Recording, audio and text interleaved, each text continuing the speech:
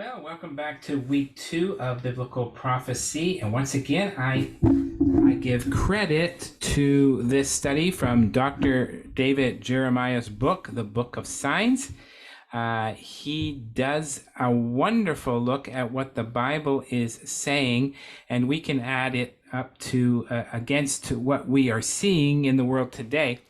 I would be amiss if we did a study on the end times and did not look at the book of Daniel, as he so accurately predicted the rising and the falling of the nations and even what we can expect in the end times.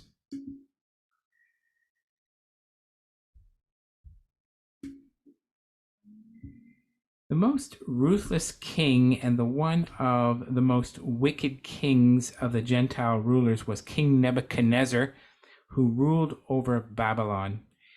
He subdues all his enemies, yet one night he had a disturbing dream. So the king called his counselors, but he did not only ask them to interpret his dream, he asked them to describe it. Whoa. The king's demand was unprecedented, and his counselors thought it was unfair, of course. When they could not meet his demand, Nebuchadnezzar ordered the wise men to be executed.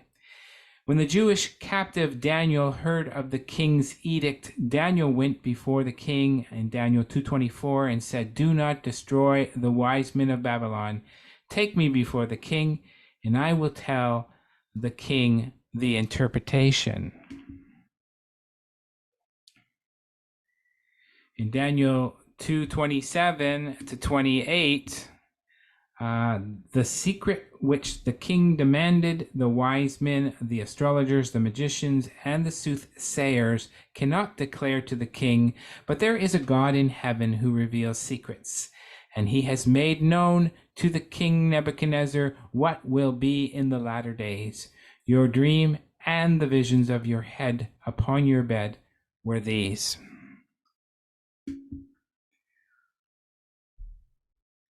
Daniel 2:31 to 33, you, O king, were watching, and behold, a great image. This great image, whose splendor was excellent, stood before you, and its form was awesome.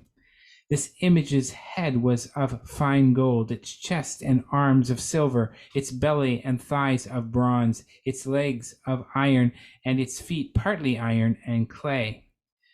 Daniel told Nebuchadnezzar that his dream was about the kingdoms of this world, and he explained that the metallic image represented for successive Gentile world powers that would rule over Israel in the days ahead. The first world empire, represented by the statue's head of gold, was Nebuchadnezzar's kingdom of Babylon. And Daniel's words to the king are clear. You, O king, are a king of kings. You are all this, and you are the head of gold. The chief deity of Babylon was Marduk, known as the god of gold. Small g, of course. So Marduk's image is one in pure gold, and her clothing is laced with golden thread. The second world empire revealed in the king's dream was represented by the image's chest of silver, from which two silver arms emerged. This was the Medo-Persian Empire, which conquered Babylon in 539 BC and remained in power for approximately 200 years.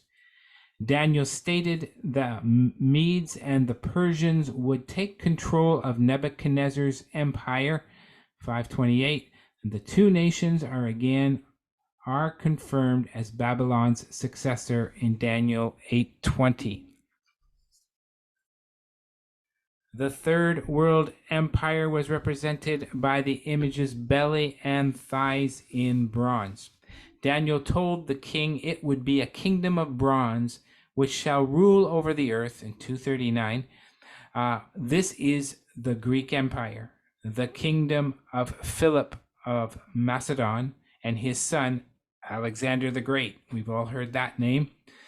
Greece succeeded the Medo-Persian Empire, and the Greek Empire encompassed more land than all the preceding empires gone before.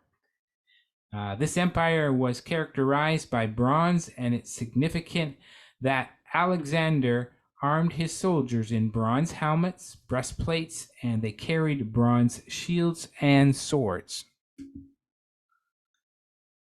The Fourth Empire was signified by its legs of iron.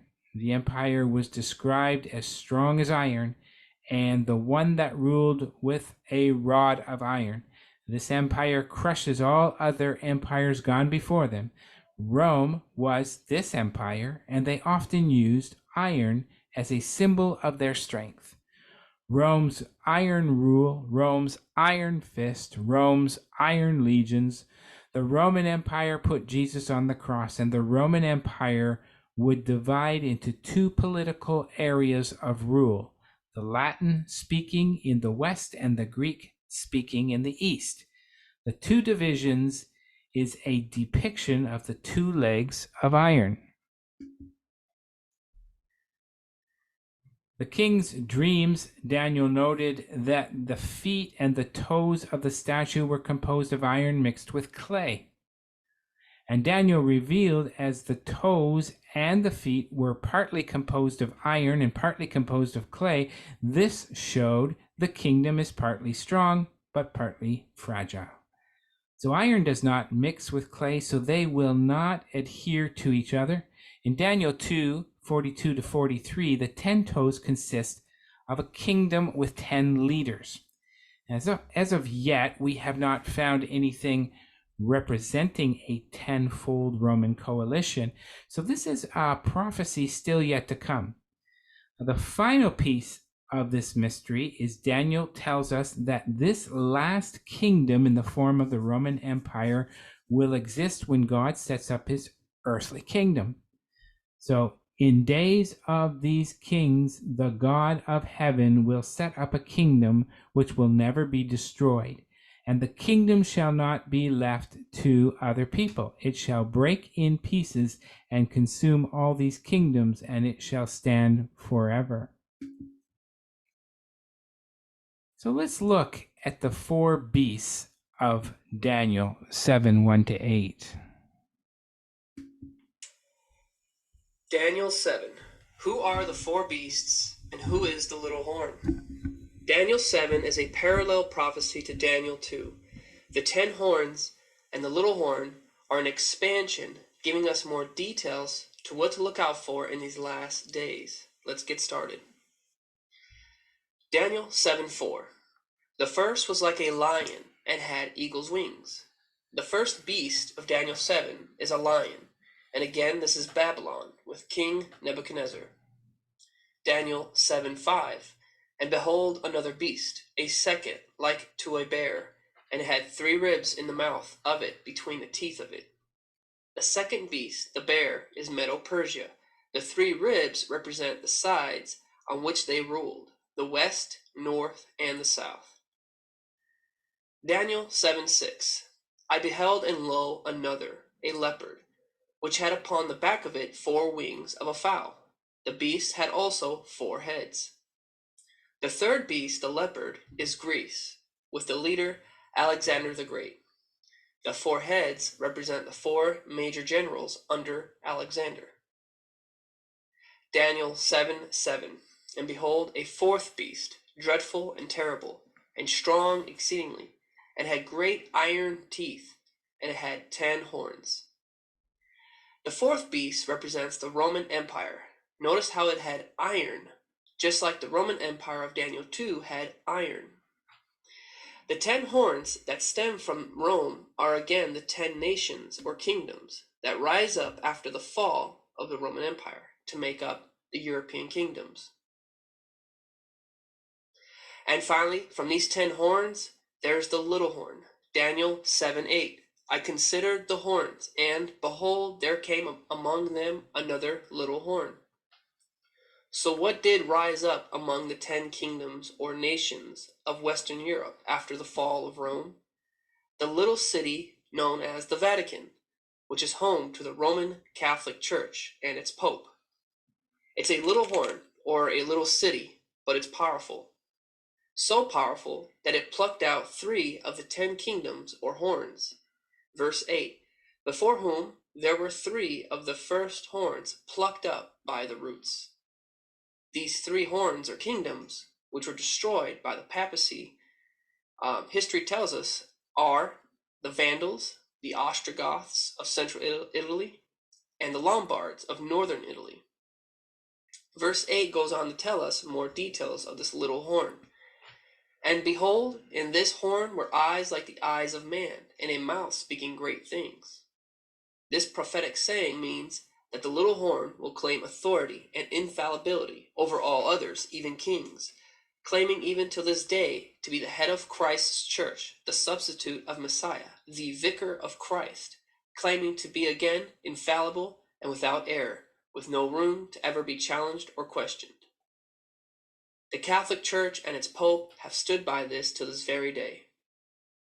This little horn makes war with the saints, killing thousands of lives for not converting and obeying the Pope. Daniel 7:21. I behold, and the same horn made war with the saints and prevailed against them. This little horn changes even the times and the seasons. Daniel 7:25. And he shall speak great words against the Most High, and think to change times and laws. We know that the papacy boasts of changing the Sabbath, the law of the Sabbath, from the 7th day to the first day of the week, Sunday, along with changing the calendar to the Gregorian calendar. So it's quite evident what the clues given in Daniel 7, that the papacy and its apostate church fits the description of the little horn. Then we finish the dream with Yeshua at the presence of the Father in heaven. Yeshua is in these last days given authority to rule over all the earth, bringing an end to the apostate church and the Gentile kingdoms ruling the earth, and the Father giving it all authority to the King of Kings, Yeshua. Daniel 7, verse 13 and 14. I saw night visions, and behold, one like the Son of Man came with the clouds of heaven, and came to the Ancient of Days. Verse 14. And there was given him dominion and glory and a kingdom, that all people, nations, and languages should serve him. His dominion, which shall not pass away, and his kingdom that shall not be destroyed.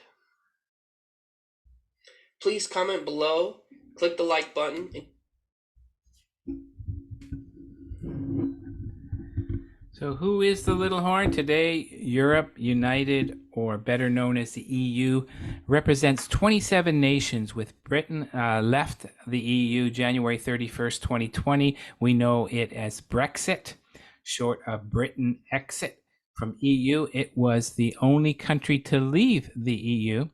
The EU is an empire that occupies the same geographical territory as the ancient Roman Empire occupied. In keeping with Daniel's prophecy of iron mixed with clay, we see the strength of the Roman Empire revived, but we also see too much diversity that it actually brings a weakness to this union representing the clay. So this is the setting, the stage for one strong unifying leader we will see emerge. This one world leader will take over the EU and will become their dictator, Daniel 7:24-25. He will subdue 3 kings. He shall speak pompous words against the Most High. He's a blasphemer. He shall persecute the saints of the Most High. He shall change times and laws, that's traditions. He will do this for 3.5 years. We know this individual as the Antichrist. This individual will sign a treaty with Israel for peace between the Arab and Israel controversy, and he will break that treaty after 3.5 years, and the countdown to Armageddon will begin at that point. Got any questions? We'll talk later down the road, but thank you for listening to part 2 of Biblical Prophecy.